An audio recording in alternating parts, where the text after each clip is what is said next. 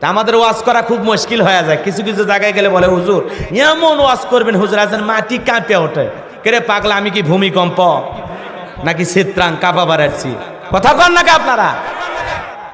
আবার কিছু জায়গায় গেলে বলে হুজুর এমন ওয়াজ করবেন মানুষজন হাসতে হাসতে পেটের চামড়া ব্যথা ধরে। তো তোমার এত হাসি মজা আনন্দ দরকার, আমারে দাওয়াত না দিয়ে চিকন আলীক দাওয়াত দিয়ে কৌতুকের অনুষ্ঠান করো।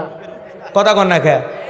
আবার অনেক জায়গায় গেলে বলে হুজুর আজকে এমন ঘটনা এমন একটা কাহিনী ধরবেন হুজুর মানুষ জানি একটাও না ওঠে। আমি কি শ্রোতার পা ধরে বসে থাকবো? কথা কন না কে? মন চাইলে শুনবে না শুনলে চলে যাবে। কথা কন ঠিক কিনা?